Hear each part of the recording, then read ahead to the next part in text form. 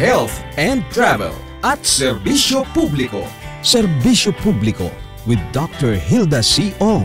Ang programang tunay na serbisyo publiko na nakaka-touch ng puso. Health and Travel at Serbisyo Publiko. Ang programang tunay na serbisyo publiko na nakaka-touch ng puso. Mga social pensioners ang pinakighihintay na 13-month pay at pension.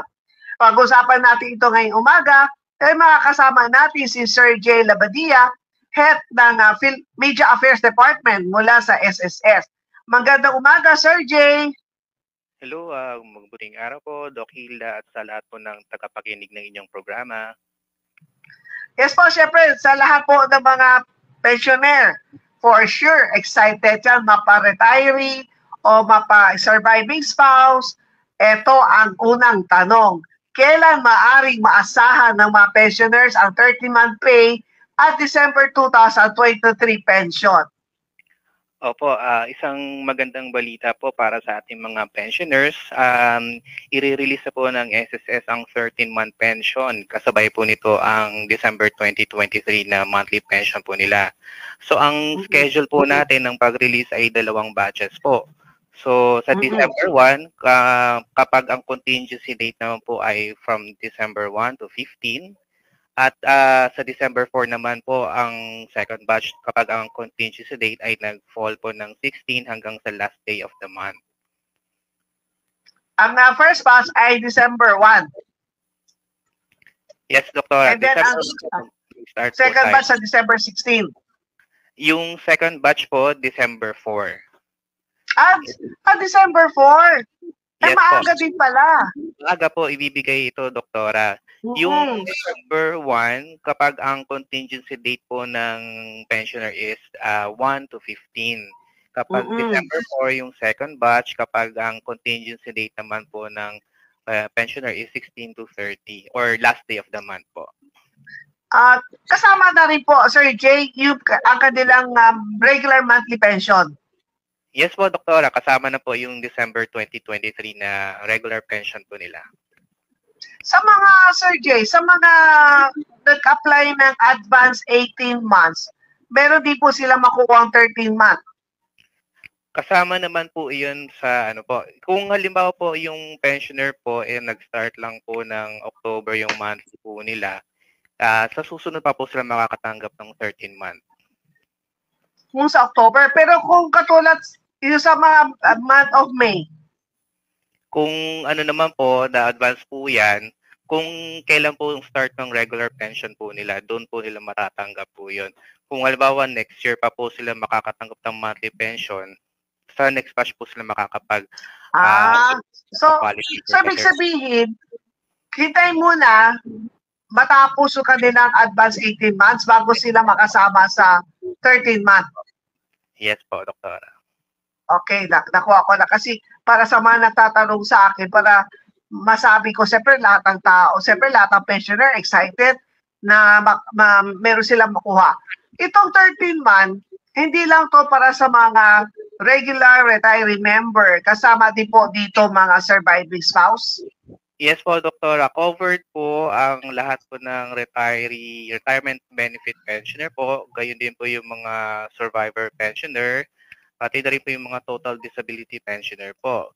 Ngayon po yung mga partial disability pensioner, makakakuha na din po sila ng 13 months basta po ang duration po ay nasa 12 months po yung kanilang pension po. So sa total disability, meron din. Tapos yung sa mga partial, dapat meron sila at least 12 months. Dapat may 12 months po para makatanggap po ng 13-month pension po. So, gaano karaming pensioners ang inaasahan makikinabang sa 13-month pay? Ayon po sa ating datos, meron po tayong 3.2 million na pensioners po ngayong December 2023. Wow, ang dami pala, 3.2 million. Yes po, Doktora. Ang 13-month pay, depend kung how much yung natatanggap nilang monthly pension, yun din ang the same, yung ika-13 month. Yes po, Doktora. Kung magkano po yung monthly pension po ng ating mga pensioner, yun din po yung matatanggap nila for the 13 month po. Magkano ang inilaan budget ng SSS para sa 30-month pay at December 2023 pension? Ayon po sa ating datos, may inilang budget po ang SSS na 13.7 billion po pesos na para po sa release ng 13-month pension at December 2023 pension po. Magkano ulit, Sir Jay? 30.7 billion. Ito po yung ating... 30.7 billion. Yes po, Doktora. Ang laki pera lalabas ng SSS, no? Opo. At yan talaga ang nagpapasaya sa ating mga pensioner. Nakausap na po ba ng SSS ang mga partner banks kaugnay sa agarang paglalabas ng 30-month pay at December 23 pension? May mga pagkakataon po ba na nadidelay ang pagkakuha ng mga pension ng kanilang pera dahil hindi sumasabay sa bangko sa pag-release? So, sa December 1, sigurado na po ba na pagpunta po nila sa mga kanilang ATM machine, meron na po ba talaga silang makukuha ang pera? Yes po, Doktora. Itong ating mga pensioners, lalong-lalo na po yung mga nasa PesoNet accredited banks po yung kanilang release ng mga monthly pension po. Sure po yan na matatanggap po nila as schedule po, December 1 and December 4. Nakipag-ugnayan na rin po ang SSS para din po doon sa ating mga ilang pensioners po na tumatanggap ng pension nila na through yung regular checks na agaran po na i-deliver ng PhilPost yung kanilang mga cheque po para in time magamit po nila para sa darating na Pasko po. Ngayon po yung mga ibang bangko po na hindi PesoNet, ini-encourage na rin po nag-request na po ang SSS na ma-release din na mas maaga yung mga pension po ng ating mga pensioners po. Asa kayo, Sir Jay, meron pa rin ba tumatanggap ng cheque? Hindi ba sila lahat pina-enroll na sa bangko, sa either yun sa kanilang ATM? Ito po yung may mga special cases po, Doktora, na like say may mga malalayong lugar na talagang wala naman pong available na bangko po sa kanilang lugar. So, through yung physical check po natatanggap po nila na regular pension. Bukod sa mga partner banks, meron pa bang ibang maaaring maging dahilan para sabihin nila ay na-delay ang paglalabas nito? Kung may cases po na, dahil ito po systematic na po yung pagre-release natin as scheduled na po, may mga instances po kasi lalo na pag hindi PesoNet accredited banks yung mga partner banks po natin. So depende po sa kanila kung magkaroon po ng technical issues po sa pagre-release. Pero we are encouraging them or we are requesting them na i-prioritize po yung ating pagre-release ng mga pension para sa mga pensioner po as scheduled po. Sakaling naman magkaroon ng delay o anuman problema, saan maaaring makikinayan ang publiko sa SSS? Meron po tayong mechanism pagka may mga complaints po tayo. For example, hindi po na ninyo na-receive yung monthly pension and 13-month pension po ninyo. Pwede po silang tumawag po sa ating hotline sa 81455. Pwede rin po sila mag-email sa usaptayo@sss.gov.ph. Ang spelling po nun is USSSAP tayo. So, usaptayo@sss.gov.ph. Or pwede rin po silang bisitahin yung ating portal, yung Usap Tayo portal. Maaari po silang mag-create ng account doon and then mag-send po ng ticket for the queries or complaints po nila.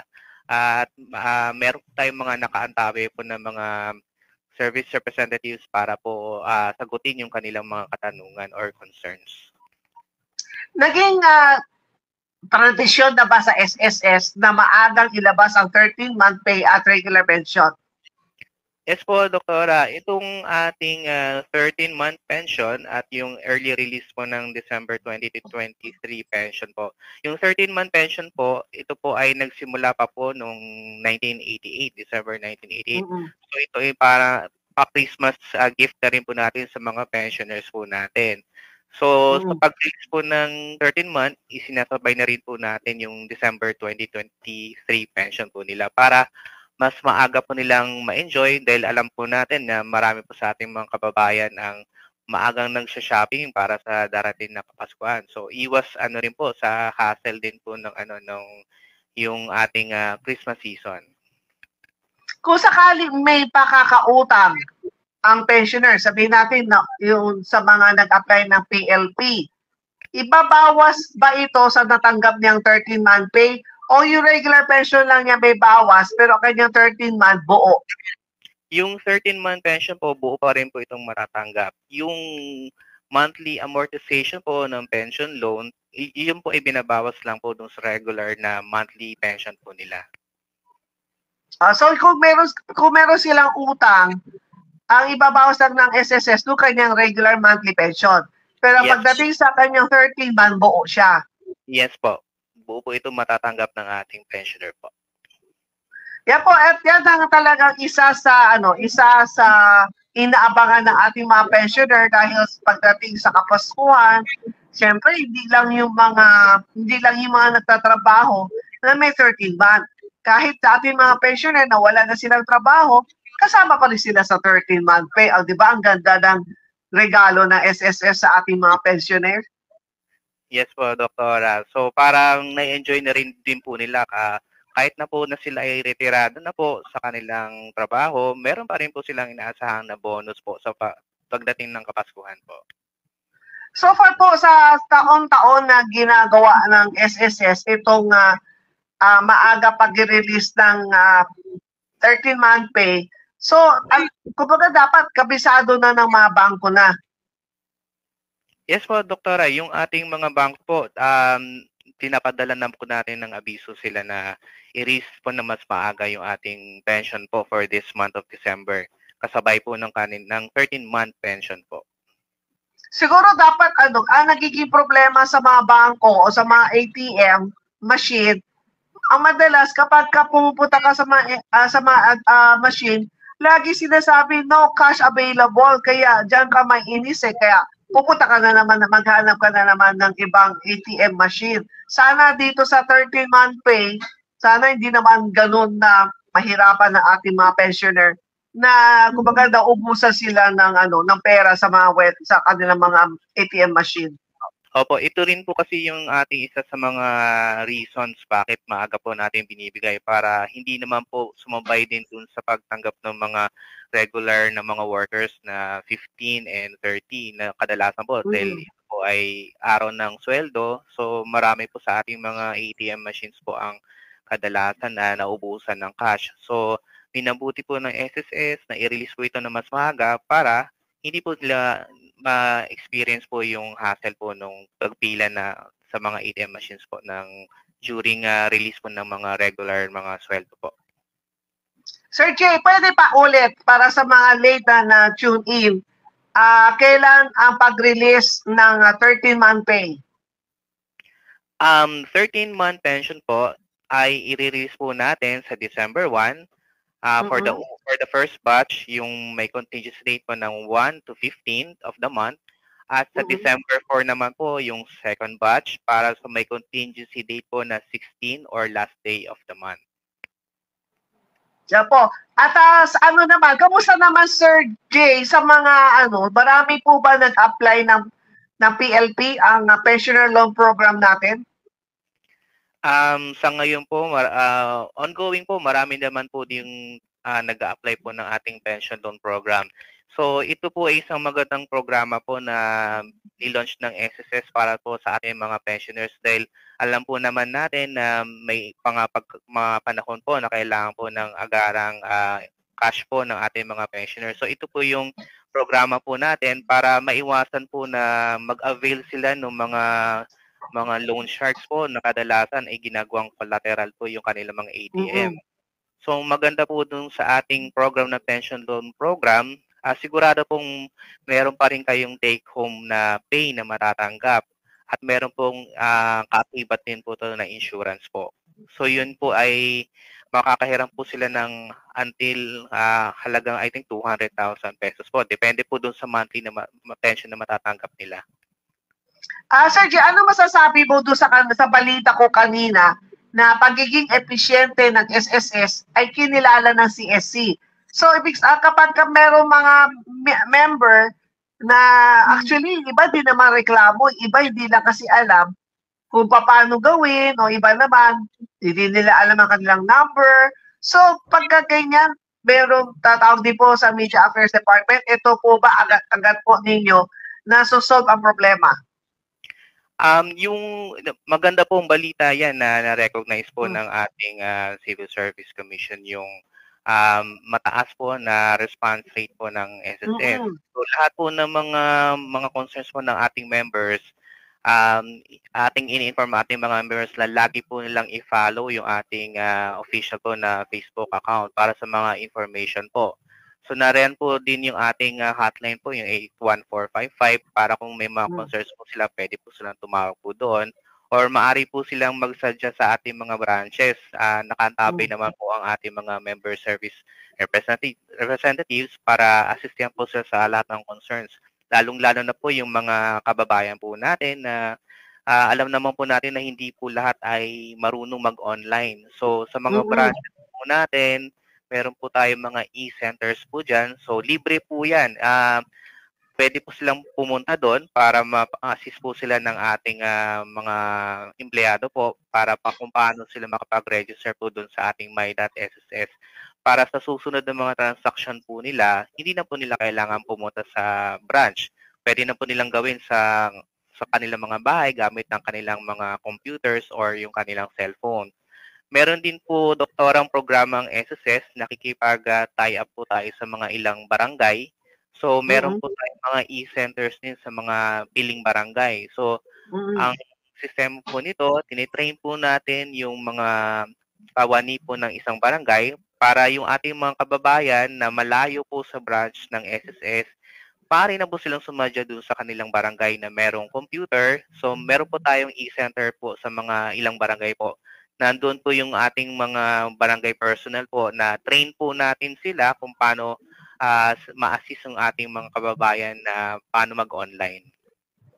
Based on your experience, Sir J, ano ba kadalasan may lumalapit sa Media Affairs Department? Ano ba na hindi nila kayang gawin? Sa base sa aming experience in our daily po na natatanggap po ng mga referrals po na from our media partners, ang kadalasan po na fina-follow nila ay yung mga claims po nila. Like for example po, yung mga retirement pensioner. Kadalasan po kasi yung mga ganitong cases po na hindi po agad-agad na babayaran dahil may mga complaints po sila na hindi po remitted ng kanilang employer yung contributions nila. So kahit na nadidakan po sa kanilang sweldo, hindi rin po na-remit yung kanilang employer. So, ito po yung isa sa mga dahilan kung bakit nagkakaroon ng delay sa mga claims po ng ating mga members. So, ang ating panawagan po sa lahat ng ating mga members po, lalo na yung mga nagtatrabaho po sa ngayon, na i-check nyo lang po lagi yung inyong record sa SSS. Pwede po kayong mag-check gamit po yung my.sss account po ninyo para masiguro po ninyo na nire-remit po ng inyong employer yung contributions po ninyo na dineduct po sa inyo. At for me naman, sa mga referral ko, ang lagi kong sinasamahan, kadalasan di sila marunong gumawa ng yung kanilang my.sss account. So, ang tendency, kapag sinasamahan ko sa mga branches, alam mo, sabi nila, Doktora, napansin ko lahat ang dinadala mo dito sa SSS, itong mga pensioner na retiree pensioner natin.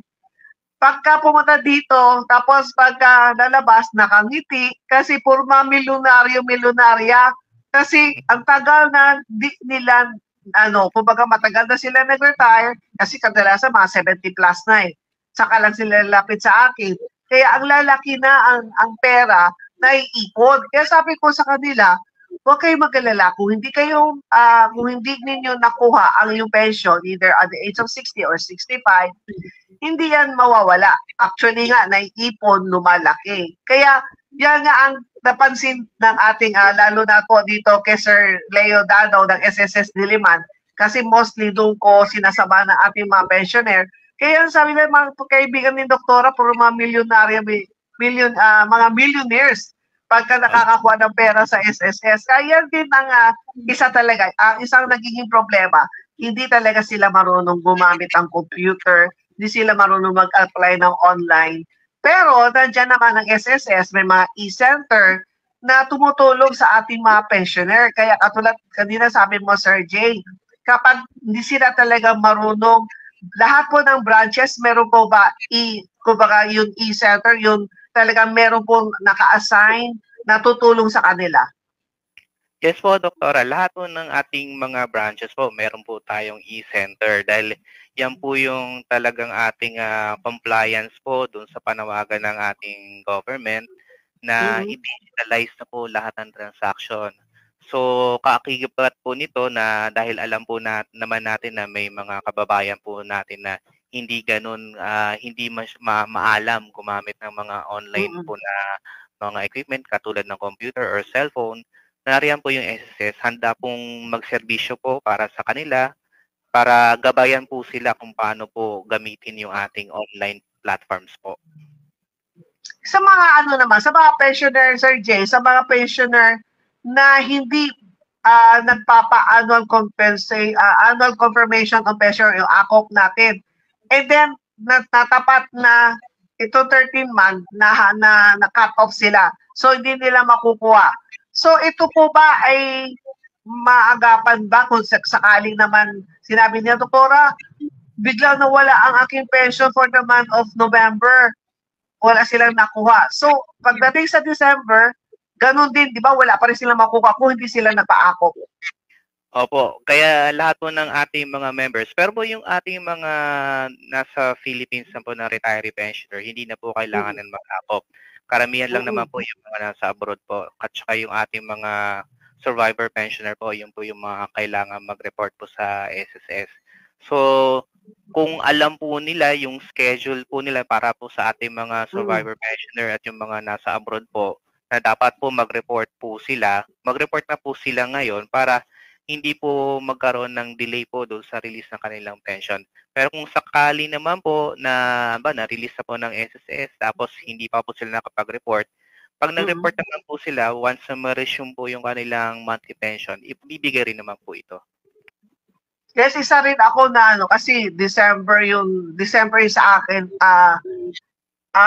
twice na ako na-cut off eh. Kasi yung nasa December 29 yung ng asawa ko.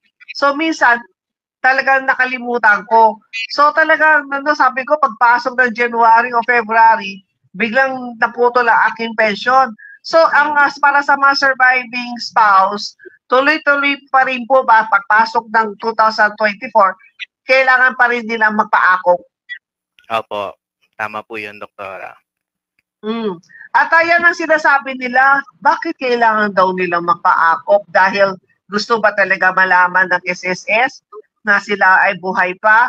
Eh bakit daw sa mga retiree daw, yung mga retiree pensioner, bakit hindi daw nila kailangan magpa-ACOP? Yun ang tanong ng karamihan. Yung ating mga retiree pensioner naman po na nandito sa Pilipinas, hindi na po natin sila nare-require kasi it's issues na po sa kanila na magbiyahe pa. Pero ang SSS naman po, meron po tayong tinatawag na linkage din po sa ating PSA. So, halimbawa ang retiree pensioner ay namatay na, nagre-report din naman po ang PSA kung sakaling may record po na itong isang member na po na to na pensioner is namatay na. So, pag nagkaroon ng matching po sa system ng SSS and PSA, automatic po yun na nagsususpend po yung ating pension po. So, yun po yung isa sa mga system po natin na in-adapt para po sa ating mga retiree pensioner po na nandito sa Philippines na hindi po na po nila kailangan mag-report monthly, yearly po for the ACOP. Bakit sa surviving spouse ba hindi ba kaya ng PSA?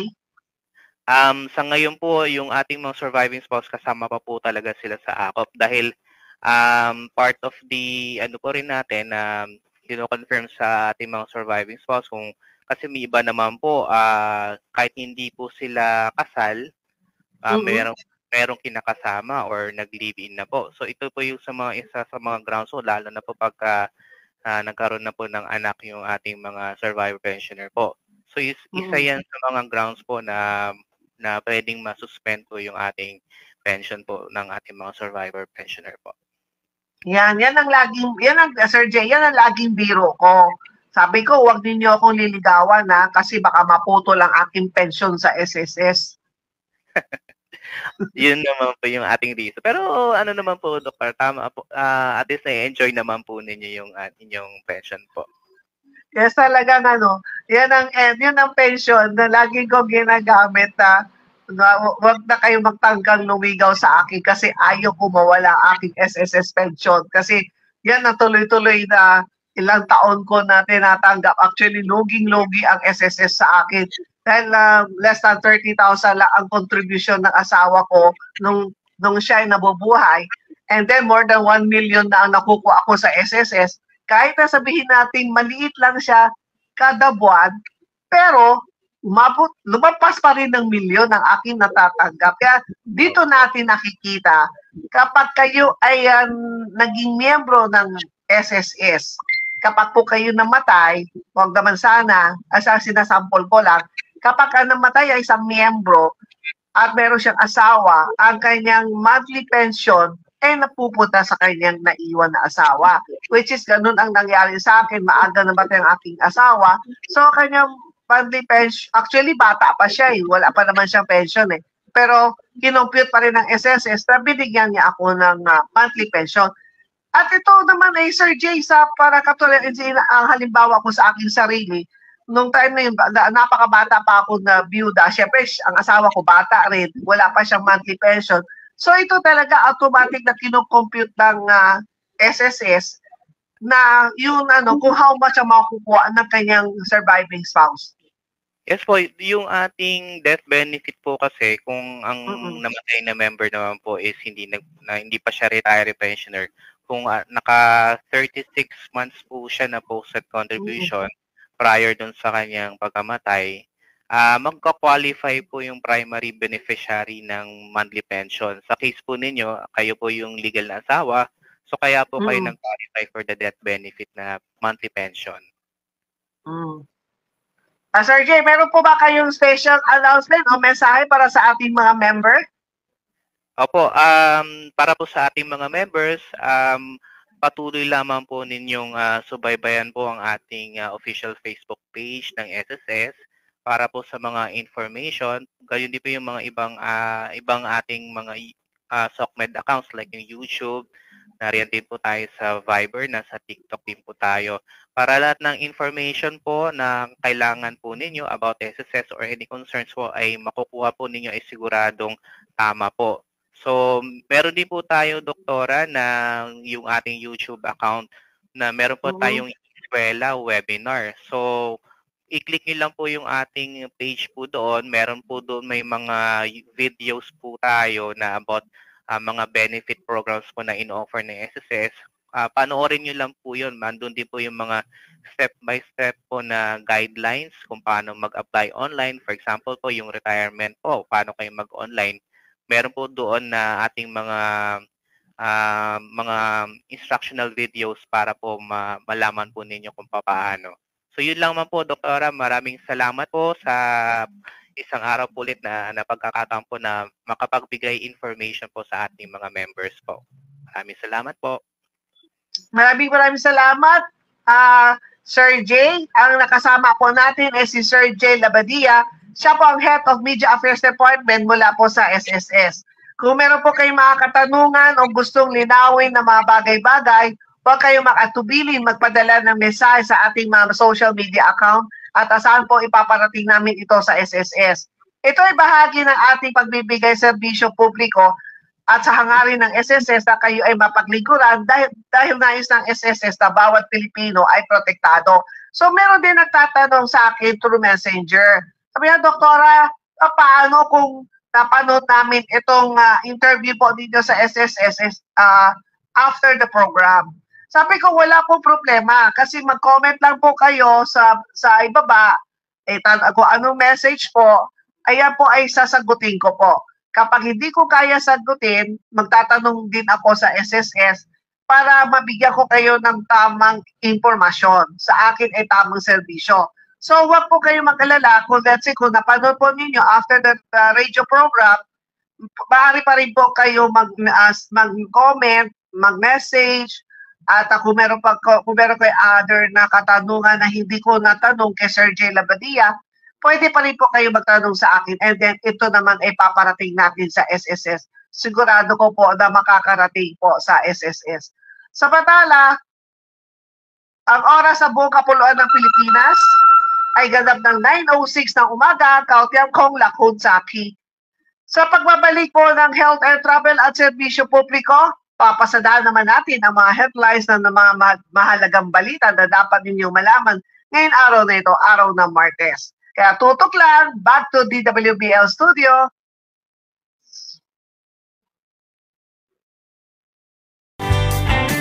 Health and Travel at Serbisyo Publiko. Serbisyo Publiko with Dr. Hilda C. Ong. Ang programang tunay na serbisyo publiko na nakaka-touch ng puso.